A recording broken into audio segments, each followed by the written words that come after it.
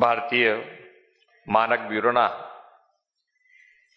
78મા સ્થાપના દિવસ નિમિત્તે આયોજિત કાર્યક્રમમાં આપણી સૌની સાથે મંચ ઉપર ઉપસ્થિત બીઆઈએસના ડાયરેક્ટર શ્રી સુમિત સેંગર, જીસીસીઆઈના અધ્યક્ષ શ્રી સંદીપભાઈ એન્જિનિયર, બીઆઈએસના સૌ સદસ્યો, સૌ વેપારી મિત્રો, પ્રેસ મીડિયાના મિત્રો, સૌને મારા નમસ્કાર. આપણા માટે મોટો ચેન્જ એ છે કે ક્વોલિટીની ચર્ચા જાહેર મંચ ઉપરથી આપણે કરતા થઈ ગયા.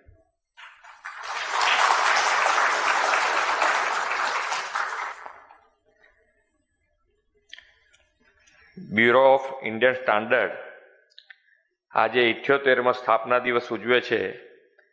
તેવા ગૌરવશાળી અવસરે મને સહભાગી થવાની તક મળી એ મારા માટે ગૌરવની વાત છે કે વિશ્વ નેતા અને યશસ્વી વડાપ્રધાન શ્રી નરેન્દ્રભાઈએ સમગ્ર વિશ્વમાં ભારતનું સ્થાન અગ્રીમ હરોળમાં લાવી દીધું. ઇન્ડિયન સ્ટાન્ડર્ડ હવે વિકસિત દેશોની હરોળમાં સન્માનપૂર્વક લેવાતું નામ બન્યું છે. એક વ્યક્તિથી દેશના ઉત્પાદનો, સેવાઓ બધામાં કેટલો મોટો ગુણાત્મક બદલાવ આવી શકે તે મોદી સાહેબે દેશ અને દુનિયાને બતાવ્યું છે. આજકાલ ક્વોલિટી પ્રોડક્ટ, ક્વોલિટી સર્વિસ અને સ્ટાન્ડર્ડ લાઈફનો સમય છે, ત્યારે લોકોની માંગ અને અપેક્ષા બે એ માટે વધ્યા છે. આપણા વડાપ્રધાનશ્રી એટલા માટે જ આપણને મંત્ર આપ્યો છે કે make in India, made for the world. Modi સાહેબની લીડરશીપમાં ભારત વિશ્વની ત્રીજી મોટી આર્થિક સત્તા બનવા તરફ આગળ વધ્યું છે. આ શક્ય ત્યારે જ બને જ્યારે આપણા ઉત્પાદનો, સેવાઓ, પ્રોડક્ટ બધું જ વર્લ્ડ માર્કેટમાં કોમ્પીટ કરે તેવું હોય. આવી ક્વોલિટી પ્રોડક્ટ સુનિશ્ચિત કરવાનું મહત્વનું દાયિત્વ ભારતીય માનક બ્યુરો નિભાવે છે. તે ખરેખર અભિનંદનીય છે.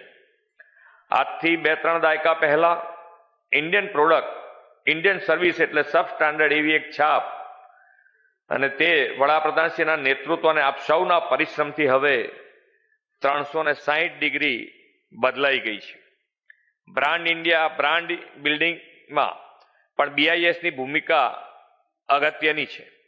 આદરણીય વડાપ્રધાનશ્રી આ દિશામાં આગવા કદમ લઈને ઇઝ ઓફ ડુઈંગ બિઝનેસ વધારવાના આયામો અપનાવ્યા છે. 2016માં તેમના દિશાદર્શનમાં જે નવા બીઆઈએસ અધિનિયમ લાગુ કરવામાં આવ્યા છે તેનાથી ઇઝ ઓફ ડુઈંગ બિઝનેસ અને મેકિંગ ઇન્ડિયા બેયને વેગ મળ્યો છે. આદરણીય વડાપ્રધાન શ્રી નરેન્દ્રભાઈ મોદીના નેતૃત્વમાં આજે દેશમાં ગુણવત્તા ઉપર ખૂબ ભાર મુકાઈ રહ્યો છે. વડાપ્રધાન શ્રીએ હંમેશા ક્વોલિટી, સસ્ટેનેબિલિટી અને સ્ટાન્ડર્ડાઇઝેશનની હિમાયત કરી છે.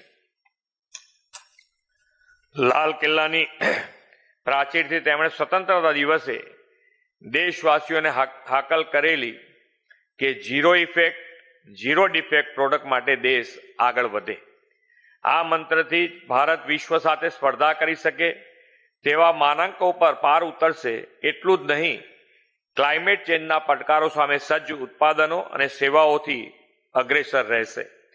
વડાપ્રધાનશ્રીએ ગુજરાતના મુખ્યમંત્રી તરીકેના તેમના કાર્યકાળમાં રાજ્યના વેપાર, ઉદ્યોગ, સેવાઓને વર્લ્ડ માર્કેટ સાથે કોમ્પીટ કરી શકાય તેવી ગુણવત્તાયુક્ત સ્ટાન્ડર્ડવાળા બનાવવાનો મંત્ર આપેલો છે.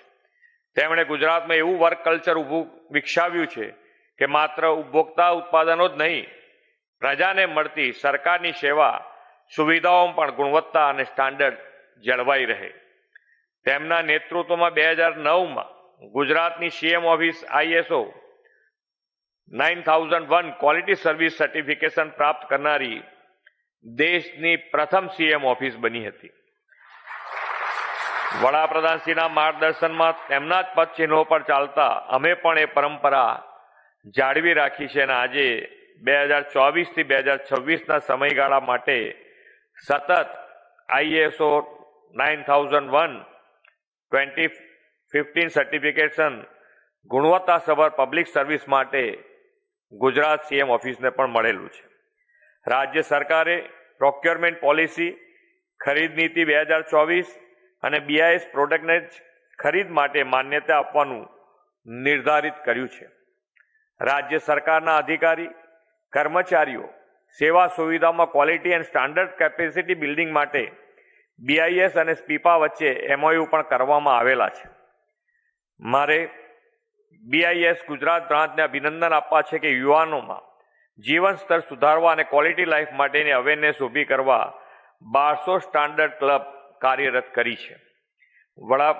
વડાપ્રધાનશ્રીએ વિકસિત ભારત 2047નું વિઝન આપ્યું છે.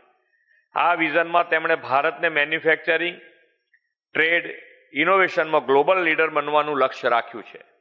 2047માં દેશ આઝાદીની શતાબ્દી બનાવે ત્યાં સુધીના અમૃતકાળમાં BIS દેશમાં સ્ટાન્ડર્ડાઇઝેશન દ્વારા ક્વોલિટી એન્ડ બેસ્ટ પ્રોડક્ટના બેન્ચમાર્ક સર કરવામાં અગ્રીમ યોગદાન આપશે તેવો મને વિશ્વાસ છે. આપણે સાથે મળીને વિશ્વ કક્ષાની ગુણવત્તાયુક્ત સેવા સુવિધા ઉત્પાદનો પ્રોડક્ટથી વિકસિત ભારત 2047 માટે કાર્યરત રહીએ એ જ અપેક્ષા સાથે વિરમું છું.